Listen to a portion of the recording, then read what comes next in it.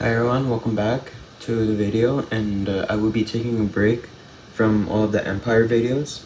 The next one will be an Empire video, but this one will be a what if this country goes to war. So, these two aren't countries, but they are alliances. One a military alliance and the other an economic alliance. So, this will be NATO versus BRICS. And BRICS has Brazil, Russia, India, China, and South Africa. So with this alliance, it'll be a little bit hard for countries to supply their troops in over here or somewhere else. But there has been more applicants that have been wanting to join BRICS, like Egypt, Iran, Saudi Arabia, and the UAE. Oh, there we go. And so with Russia's aggressiveness in Ukraine, two more countries have been wanting to join, and I will get there once all of this is colored in.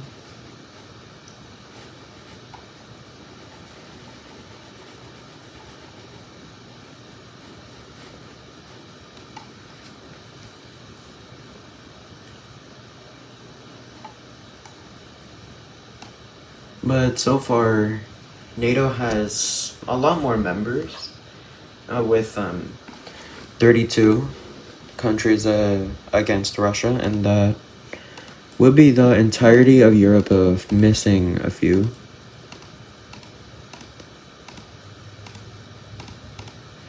And Finland and Sweden just got in, making the Russian border less accessible.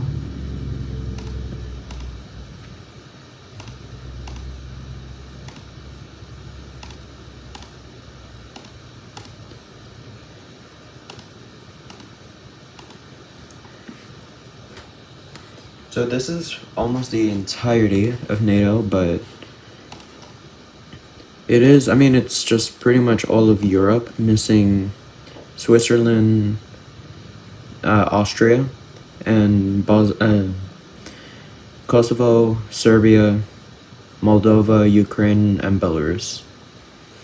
But Belarus is just a Russian ally, while probably Belarus would get caught up in this since it is a Russian ally. So, and with what's going on with Iran and Israel, I'm guessing that Israel is gonna be caught up in here too. So I guess I'll just color that in. Oh, there we go. And I will be coloring in. Wait, oh. Anything else?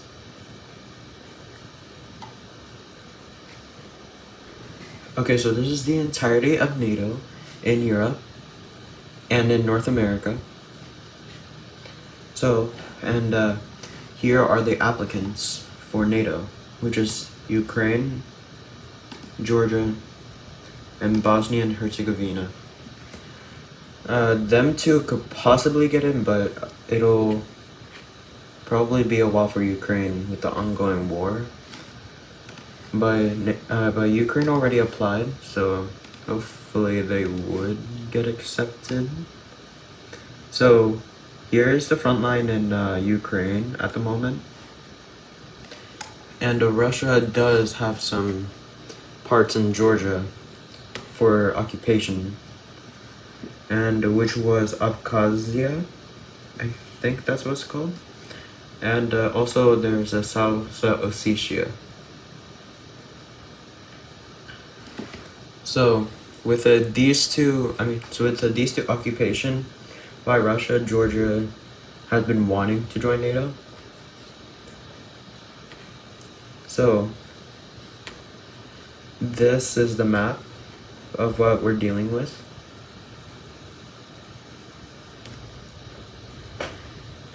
But because of this, this is gonna make more countries join. So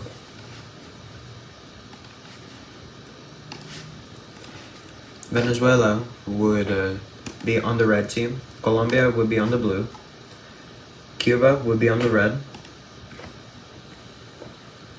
Who else?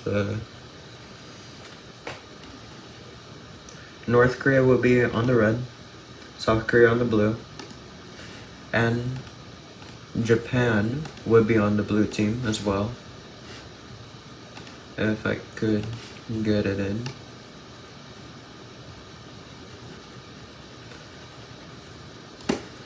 Next would be Taiwan being on the blue side.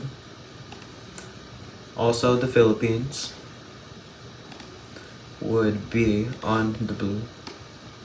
If I could, there we go. Next, it would be Australia and New Zealand.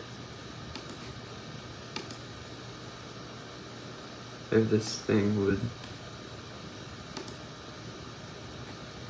Oh my gosh. There we go.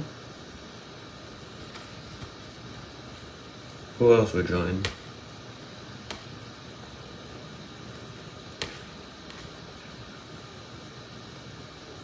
I don't see any more allies of both so far.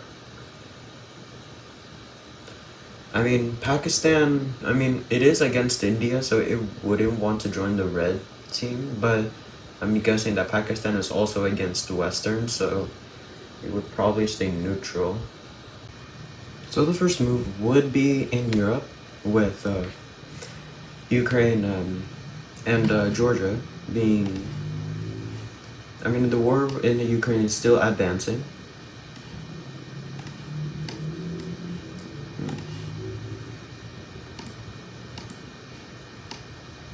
Yeah, so it would be still advancing, eventually reaching Kiev, and then eventually taking over it. Then, in Georgia, it would be the same thing with Russia declaring war on Georgia. So, it would first connect its occupation zones, and then start going down, and then they go up to Turkey. But then a troop accidentally invaded Turkey, so which activated Article 5 in NATO.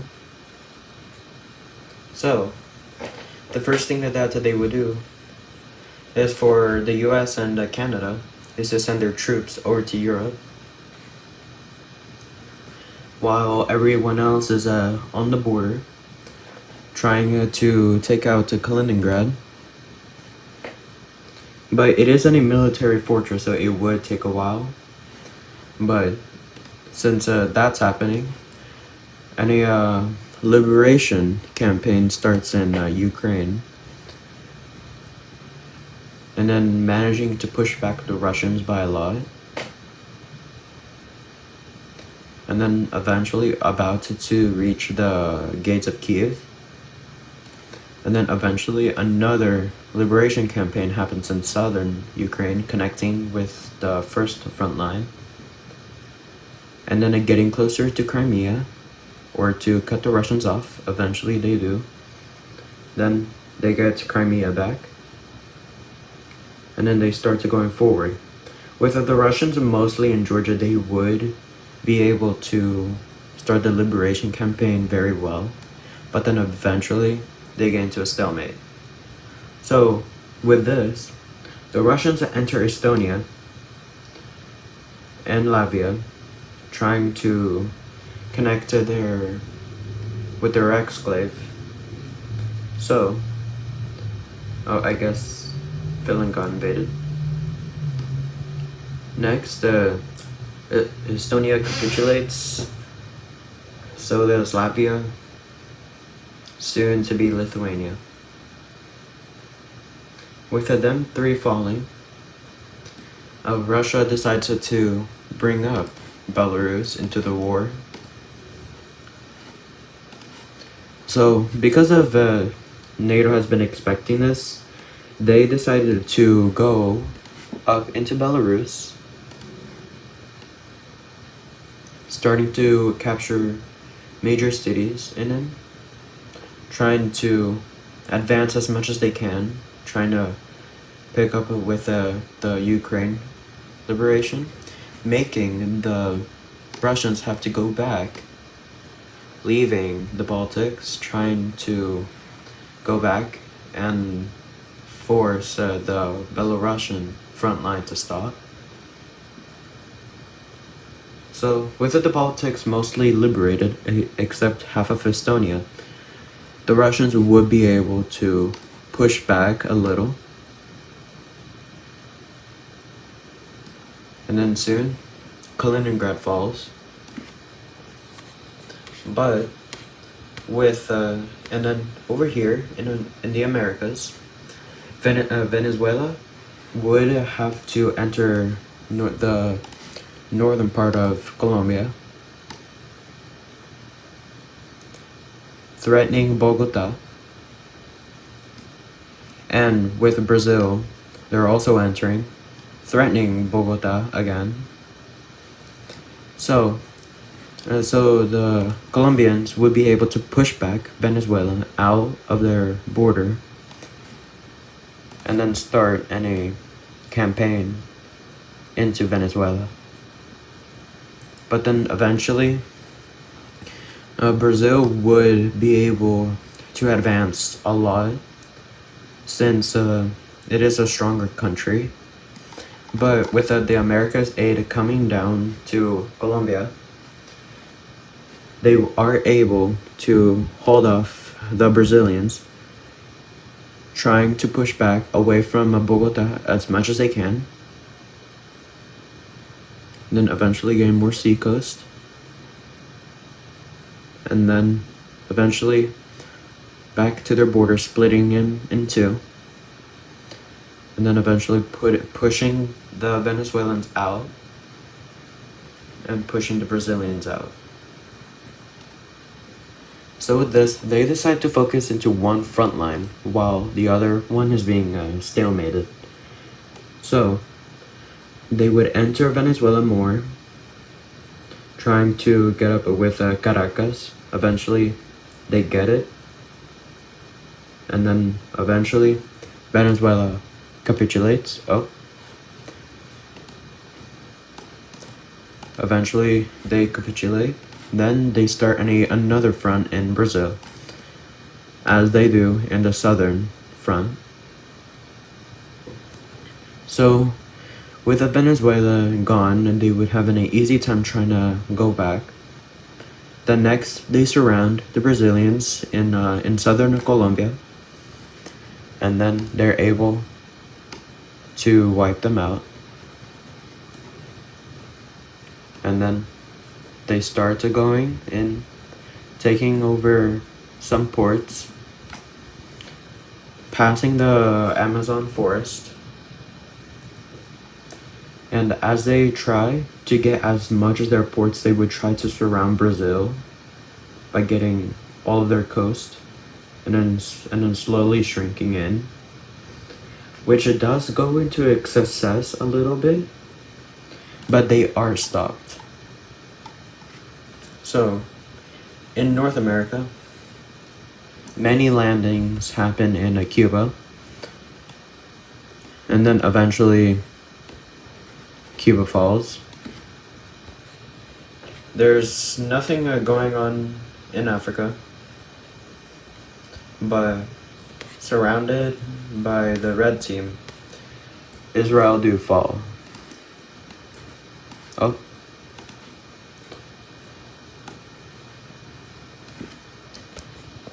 So over here in Asia, with some Russians, Chinese, and North Koreans, they are going to be able to do any campaign in the south, eventually kicking them out and pushing them into this small island. With the Japanese troops and some American troops landing in South Korea, they would try to liberate a little bit, but then they're halted with a stalemate. So with the Filipino and Australian and New Zealand troops going up to South Korea, they are able to get more ground, almost liberating Seoul, but then eventually it's stalemated. So with the Indians also going to the Korean Peninsula, they would be able to push back, almost pushing them off again, but then it's off to a stalemate. So then, that's where Morocco joins, and Nigeria, and I think that's all in Africa. So, over here, Argentina would join, next Peru, then Mexico would join, and then which makes Bosnia and Herzegovina and some parts of Ukraine join NATO. If it could work. There we go. Then, with more people joining NATO, they would be having a harder time trying to counterbalance the wars. But then, over here in South America, with a new front happening, the Argentinians would be able to get.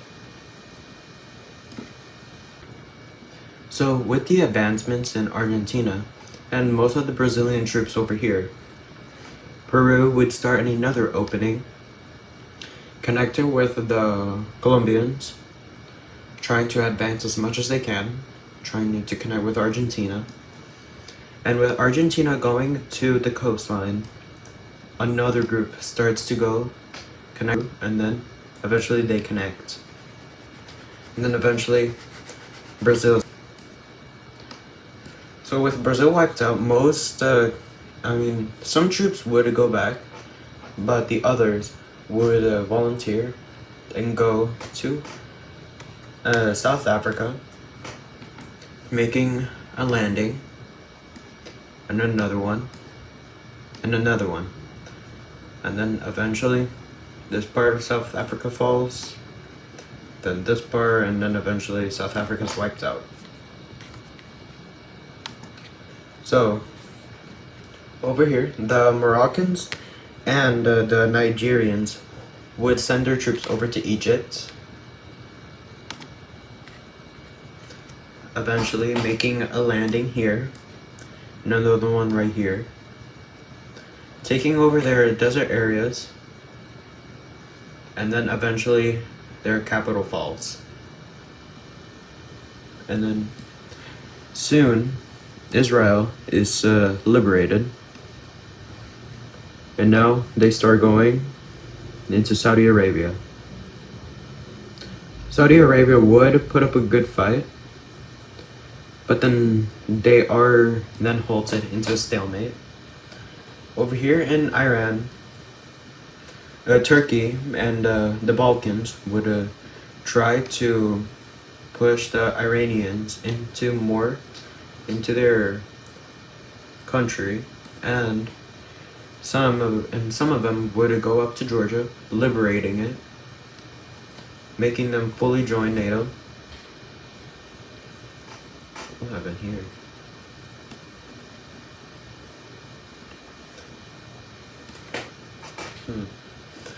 So, with the blue team winning, thus the challenge would be here in Asia, with Russia, China, and India all linking, but with more Australian and New Zealand troops going up, they are able to push back a little bit in the Korean Peninsula. but then they're halted into a stalemate with a spearhead going through. So, Japan decides to make any landing in this island. I don't know what it's called, but then soon they're able to get most of them. I mean, all of the entirety of the island. And they start another landing here in Russia, trying to split them off from the Chinese border. So whenever that's cut off, they go down, and then soon they go into the Chinese territory, and then this part is under Japanese control. Soon, meeting up with the North Korean border, they are into a stalemate by the North Koreans and the Chinese. So, with some troops that are trying to go up, the South Koreans are able to go back to the border, and then eventually start any campaign in North Korea, taking over Pyongyang, soon to a stalemate. So, with the American and the Canadian, Colombian, Peru, and Argentinian troops going to Africa and Europe, they are able to liberate Kiev from Russian control, and then eventually pushing them almost out of Ukraine, making them encircled, and then eventually they fall. So another campaign happens. I think cursor's over here. So they make an opening and they connect with their other opening. They start going up, trying to trap the Belarusians and the Russians over here. So they have to leave their area in Estonia to try to fight off the Ukrainian troops. But Latvian troops will start to do more of an encirclement. Soon, they manage to complete the encirclement, and then that part falls. So, over here in Finland, they are able to advance with their special troops going into this peninsula, and then that part falls. So, with the Finnish troops going down very quickly, and they're threatening St. Petersburg, eventually capturing it, they link up with Estonian troops and with the rest of NATO. They eventually capture this lake, and then they start advancing, and then eventually getting more land from the special troops. And then here's the front line in Europe. And then in the Middle East, Saudi Arabia makes one mistake, and then which accidentally makes the troops flood in, taking over their coastal area, soon taking their capital, and then eventually Saudi Arabia surrenders. Next, the UAE.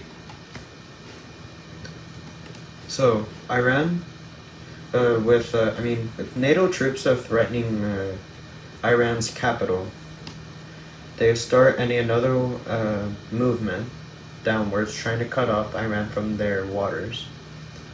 And then eventually they do. And then soon, they start going up.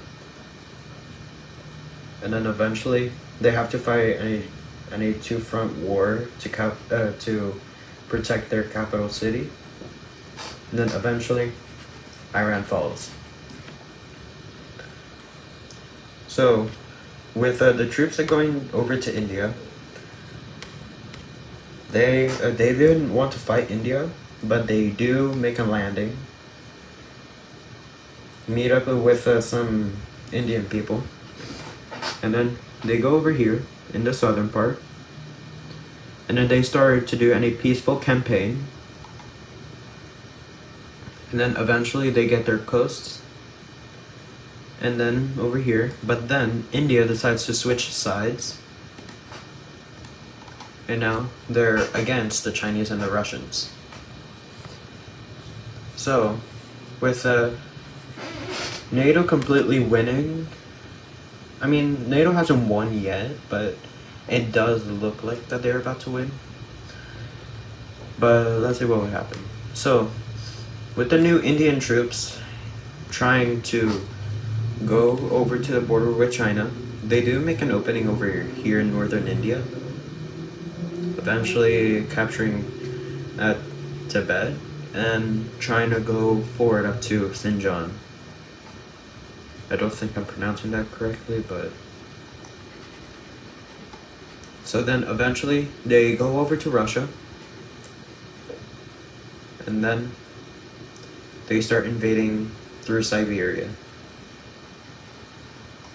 And then eventually some more troops are going to any encirclement, eventually connecting. And then that part falls. So over here, with Taiwanese, I think that's what they're called, and with Filipino troops landing in China, they would take over Hong Kong, surrounding it, and then eventually they go up, capturing Shanghai, and then eventually they capture Beijing, and then another one goes, a spearhead goes across China, and then this part falls with a good fight, and then North Korea falls. And then eventually they are back into the Chinese border with Russia, eventually invading them from both sides in Europe and in Asia.